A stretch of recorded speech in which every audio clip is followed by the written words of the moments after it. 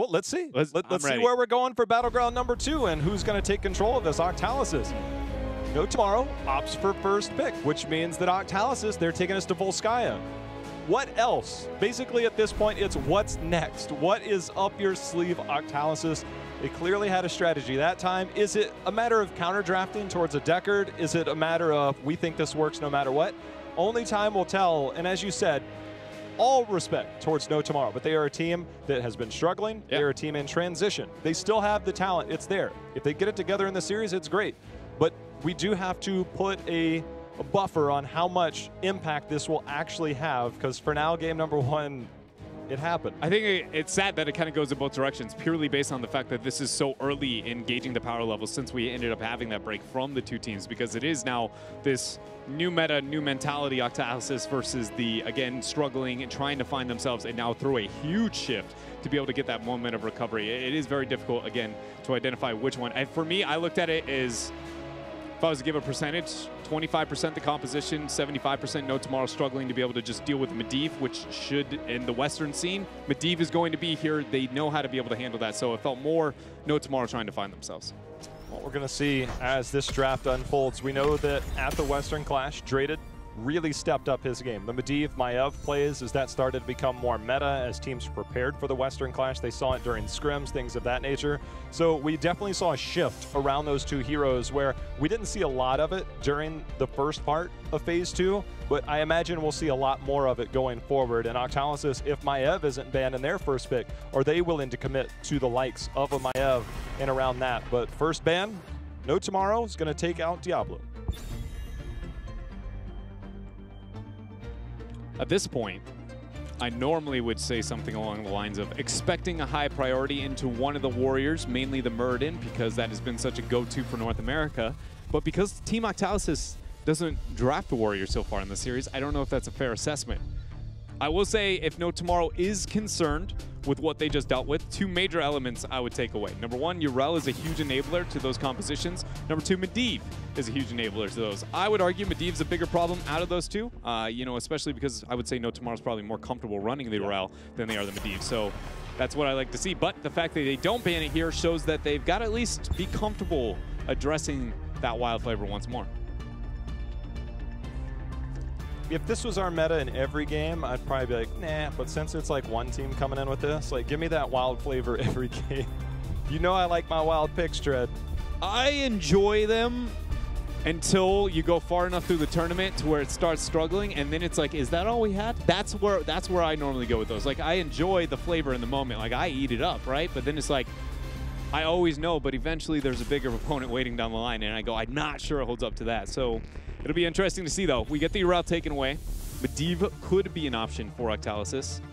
I personally think that if, again, based on this theory of we want the flavor, I would love just Medivh anything in this rotation. I'm ready for it. You want to be really problematic, maybe. By the way, I don't think Whitemane had a single win in North America yesterday. No, she didn't, but we today, just got one. We get one. With, again, without the Warrior. So is that more Yrel, or is that in fact a or excuse me, a Whitemane problem, or is that in fact again the unique lack of Warrior? We do get the Medivh, so already if your team No Tomorrow at this point in view, you just go, we have to find a way to be able to deal with this. I think the biggest thing is making sure that you aren't very vulnerable to those kind of dives in the same manner they were in the last game. Malfurion's pretty effective at dealing with that with the root coming out from the portal. Raynor, just a pretty generic top damage dealer within the meta. But sometimes I have some inside info. I don't know what this draft is evolving into, but I know what it could potentially evolve into, and I'm just... Is it Cheese City? Oh, of course. Is it of Swiss? Course. Does it have a lot of holes? There are no holes. There's no holes. It's just a dense cheese brick. It's just a matter of how stanky it is. Like Garganzola. It's not even stanky. It's like, you got that stanky cheese. Okay. My goodness, Jay out here teaching us the cheese game, ladies and gentlemen. You know, never did I think I would get up on the panel and be taught how to cheese in Heroes from another commentator. I mean, I got plenty. Whitemane banned out. Does that give you any more here? I can't give away like lead-ins. I'm just saying, you leak potential. You poke the beast, and now I gotta know. Because at this point, Octaelseis go I mean, it feels like in any direction with their composition, they have not committed to anything. There's no major holes. I feel like when looking at Urel's composition, or the Urel composition of No Tomorrow, Deckard not moving too heavy here. Probably a slow mage DPS. Nope, back to the Zool game. Here we go. This is the thing.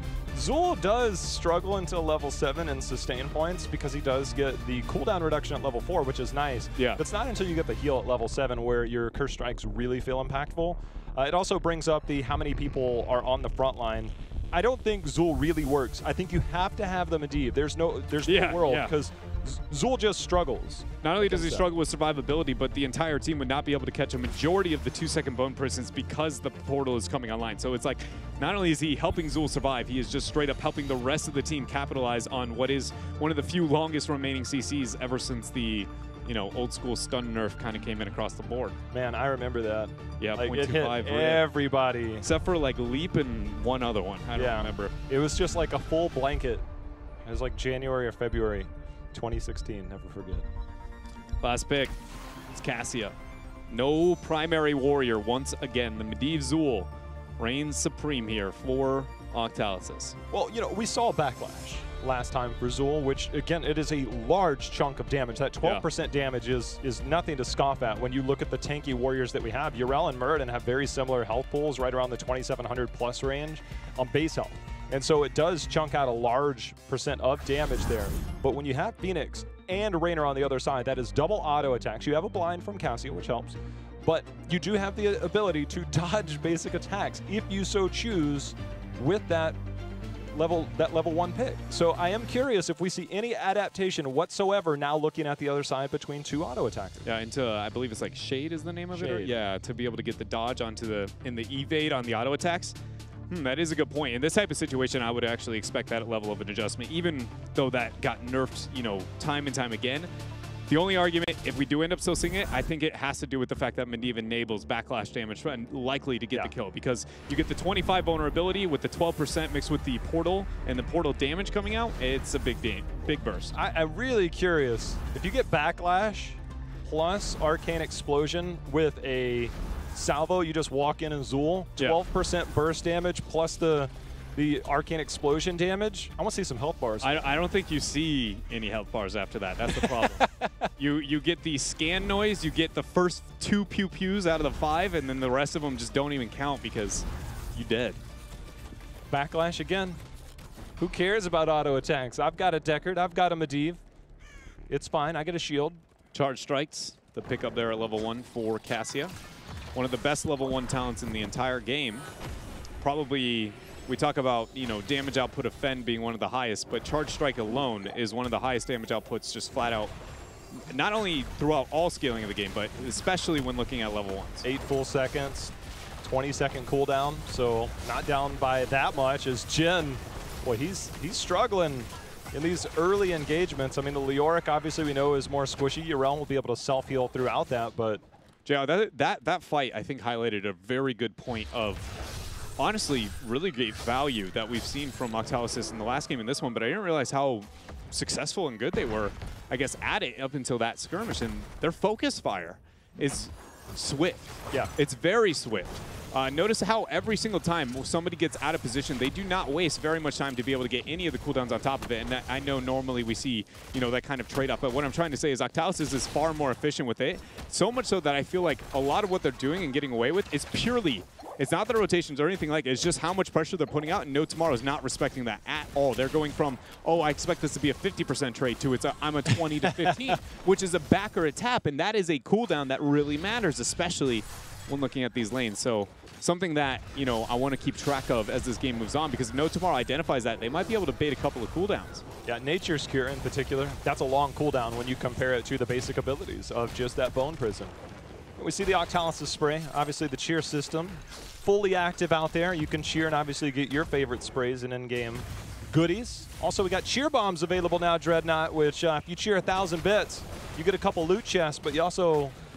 spread the love. 8 random people in chat also have a chance for some loot as well, which is pretty neat. It is pretty neat to be able to spread the love there. Party with the friends. Crowan better be in chat. Much love all around there. just strongly suggest everybody ride the Gen G mount along with the Gen G spray because it's beautiful. That's just my current kind of infatuation every time I get into the world of solo queue here. Support camp is going to be contested. 4 versus 5 here. Team Octalysis have 5-man member where Urel nowhere to be found for a while. Scroll the ceiling's going to lock down 4. A lot of damage there on the Casanova. He has to door toss out, but Jin comes in there with the Urel, hits the hammer, locking away 4. Bone Prison will lock down him for 2 more seconds. Will the damage be there? The answer is yes. First blood for Octalysis and a support camp behind it. Everybody put everything that they had into that because both turrets went down in that fight. All the mana, all the health was used. We do have the tap there. Goku coming back. Deckard forced a Hearth back there, but neither team was backing down from that fight. It was a test of will. And again, I go back to your point from game number 1, Dread, where it's been forever since we've seen any type of Zul in the meta. Yeah. So it's like understanding your trade and the outcomes of everything. Yes, you experienced it in game 1, but trying to figure out exactly the impact that this style has is uniquely different. It is. It is. It's very difficult to kind of express. You know, I feel like that's one of the cruxes. Hold up. Justin out a little bit too far. Force of Will and the portal are going to be dropped there. He gets rooted and knocked back by Tomster. But talking about the knockback, Jin finds himself a knockback onto Prisma, forcing him to escape there through the portal. 39% has been obtained here for Octalysis. But now No Tomorrow with the man advantage, looking to move up and pick up some for themselves. What I was going to say, Jay Howe, is just to highlight some of the difficulties of like conveying, you know, that information to the audience here. Is what I wanted to say is purely off of that top lane fight, and we saw over that support camp that momentum swing. Cassius sat over double everybody else's damage within this game. I cannot highlight how ridiculously strong her early game DPS is or charge strikes is relative to most heroes in the game. She has, I mean, Illidan level of skirmishing trades is starting as early as level 1, and I know I say that as Illidan 4 out of the meta, but I'm talking even old school Illidan where he literally would bully you 1v3. She is trading up so hard here, and it's a large reason that we saw a majority of that percentage, but No Tomorrow with the skirmish, able to fight back here. It's now forcing Octalysis to make another play. It's going to start with Jin here, eating a root. For now they hold, but there's another fantastic route by Buds as he locks in multiple members, even forcing out that biotic emitter. That's going to allow No Tomorrow to stay on point, at least momentarily, as that starts to expire. There's going to be another route coming in, buying time as we see the Dwarf toss out. Overtime is now over, and now control trying to be obtained here by Octalysis, and it looks like they might be successful. Indeed they are. Nobody's making the rotation up towards top, so No Tomorrow will look for a reinitiation now that they've cleared the middle wave. They have the information advantage. Goku unable to land the jet propulsion. Thompson are looking to move up as the root does land there from Octaelseis. Portal is already going to be taken. 4-man hammer hit there by Jin. As the focus is now going to go on to him. He gets locked down by the root, and that is the kill here for Octalysis. Force of Will used, Raiden able to keep himself alive. Goku lands that jet propulsion, and Octalysis pick up the 2 kills and the protector. Dread, I am terrified of anything that has a shield on it in this game. I watched Justin get down to about half health, pops that backlash, walks in and says, come at me. And Jin, his health bar exploded. Drayden started to fall in the middle of that. He's like, you know what? I got level 7. It's time to explode on somebody. He walks directly into the team fight. I'm like, oh, he might not make it out alive. There's no portal here. And then all of a sudden, pop goes the health bars of No Tomorrow, and Team Octalysis full level lead starting to establish control. We'll have level 10 at the tail end of this. This is full control. It feels almost, dare I say, combustion-esque on the way that they are approaching this fight with Zul. A lot of the team fight is very much just relying on the shielding mixed with the AoE damage opportunities that they're going to have out there and just waiting until somebody overextends a little bit too much, get the crowd control out, and then just find the kill there. The long sustained fight has just been unwinnable here so far for No Tomorrow. And with the advantages gained through those kills that Octalysis got, they pick up that protector, and more importantly, the huge advantage in experience after taking out the top 4. This is minimum another 4 on the battleground if Octalysis would like to make it. So we'll see what they end up doing. Support camp, and it looks like, you know, kind of weaponing up here for the next control point is the safer choice for Octalysis. Well, no combustion. Sad days. I mean, you still got that protection, but Ball Lightning, no Valkyrie here. We do see Buds waiting to pick his time. I like the Lornado pickup. Obviously, you're going to wait just about everybody up. You want to try and get into position, but I think their strength really lies in just creating chaos in these team fights. If they can get that type of control, get maybe the disengage if needed, there's so much. And you mentioned that weaponing up. With that 10-tier advantage, it's close for No Tomorrow, but it's not close enough as Octalysis comes in here. They're taking the turret. They are fully weaponized as they start to prepare for the next control point. It's full death ball here, it feels like, with the composition that Octaelseis does have. It's going to be cool to see what use we get out of the Skeletal Mages. I was wondering originally if there was any crowd control in CC that they were looking to try and wear, but hold up. Invade coming here. Outside of Casanova with that Murden Stormbolt, not too many resources available. It's going to be a full 4 versus 4. Look at the 1 versus 1. Jay versus Justing in the corner. He already popped the Shade. He needs that Force of Will and the portal. He will be able to escape thanks to that portal again from Draded, but definitely a sketchy moment there for Octaelseis. Yeah, well, Shrite, again, the timing of things, look, we all have internal clocks. Like, you play the game enough in your internal clock, you don't have to know the time. Like, you can tell me, hey, this is 2 seconds. I'm like, okay, well, I just know the way it feels, right? And there's a feel that you have when you play the game enough. But when you don't play against it enough, that root, you could see him start to warp out. He's struggling to figure out when the end of that weird growl is going to come through on that Bone Prison. Yeah, that should not be happening. I very much... Octaelseis. Way out too far there. Great play coming out from Buds with that Lornado. Now Prismat, he is not done yet. Full retreat from No Tomorrow with the Herodic Cube landing. Will be able to allow No Tomorrow for a free escape, but Octaelseis, much like game 1, once they got control, it does not look like they are letting go. Full manipulation here on the battleground and just looking for picks wherever they can. I don't know whether I'm seeing the birth of a new meta or just absolute chaos happening. I mean, the threat of a portal is forcing Shrite to warp out. I mean, they don't want anything. Taking a fight under a fort is no problem for Octaelseis right now. It's one of the beauties of Medivh compositions in general, but not even considering the fact that they have Bunker, which is also one of the best diving spells in the entire game. A lot of people underestimate Zul's ability to be able to dive, and understandably so, considering how far out of the meta he is, but also with the Skeletal Mages. I mean, you killed their minions, and you spawn your own Skeletal minions, and all of a sudden you've got fodder for the fort. He's literally almost a Nubarak-esque in that. As long as you got a minion wave, he's going to be able to produce enough for himself to be like, well, doesn't really matter. And again, that's not considering the failsafe known as Bunker. When you say it doesn't really matter, would you say nothing really matters? Nothing really matters to me, yeah. Or would you say maybe you've sang that song? Maybe. As recently as maybe some karaoke in Korea? That's right. I got to hear Dread's singing voice just last weekend. This is embarrassing. I didn't think I'd be put on blast. Oh, no, putting on blast would be playing the video that I have on my phone. Yeah. Which might air later today. 39% has been picked up here for Octaelseis. No Tomorrow, though, as they are rounding the 13, that is when they need to bring the fight. And J-Hal, if they do not control this point B, or at least gain some kind of minor victory here, we're looking at 16 into 14 window, 2-level advantage with the Protector, minimum keep. It is a big, big problem. This is a massive breaking point for No Tomorrow, and I can't let up. They got to be able to find a way to bring this fight here. Well, they're going to do it with the Bionic Emitter along with them.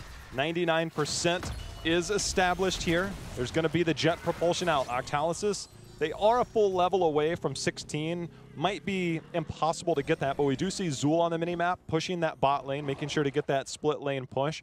Again, those skeletal defenders, or those skeletal minions that you gather, it just eats so much damage. And if you can get a fort down, something of that nature, I mean, Zul's positioning is even trying to deny experience through that bot lane. See, hey, you want to come through here? I'm just going to bone prison you and walk away. So everything that they're doing is around the map control now as they look to try and get 16 and maybe a pick. Good attempt there, but Draded eats the Stormbolt. He's going to have to force a will and take the portal out. Jay Shrita ends up throwing it down. That salvo locks down 2. Skeletal Mages is there along with the Bone Prison onto Jay Shrita after the Twilight Dream, but the lockdown is too real here. First member to drop is Phoenix. Jet propulsion gets interrupted by Tomster. T-God there with that penetrating round, but there comes the portal out. Casanova is now the victim.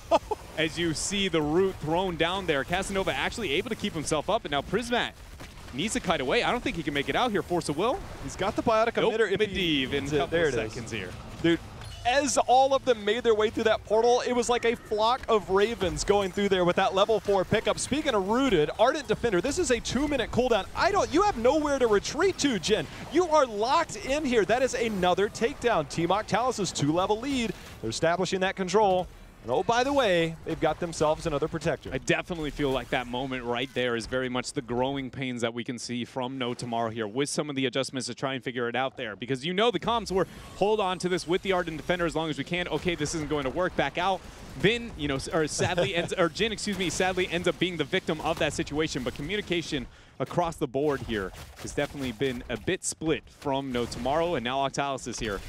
Pretty much the world is theirs. I will say that this is the second protector from Octaelseis that I feel like, even though they're being more proactive with this one, I wasn't too impressed with how much they made happen in the last one. And I feel like they could have been a little bit more kind of aggressive with the rotations here this time. By no means are they, you know, kind of playing too passive to set them back, but it's one of those for our international performing teams, how much can we ask of them? If you get a root from the protector, look for the portal in, some type of control. Casanova forced a dwarf toss out. Again, you have that armor reduction at 16. We saw Zul prep that mid lane, force a response there. Now they've got all these minions here. They've got all kinds of control. They've got 16 talent to your advantage and the threat of a kill to keep about half health. They get it locked down for now, seeing how much more they can get out of this, but No Tomorrow, they're holding their ground for now.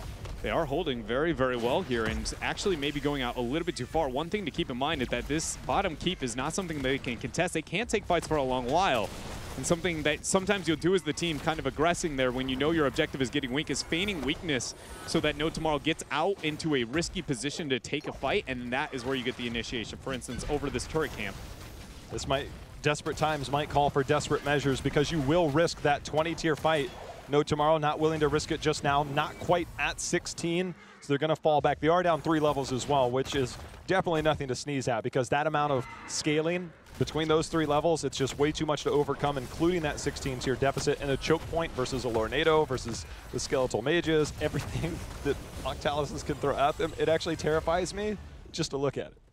It is going to be very difficult, and how to approach these fights for No Tomorrow are definitely something's got to be able to mix it up. The left to right here are dealing with the Cassia Blind, Zul with the Bone Prison, the Medivh portals, and that's not even counting the scroll ceiling there, and the Lornados thrown out from Buds. I can't help but feel like they've got to find a way to get a flank in some way, shape, or form. Maybe, you know, have Urel there, Jin, maybe look for a major flank.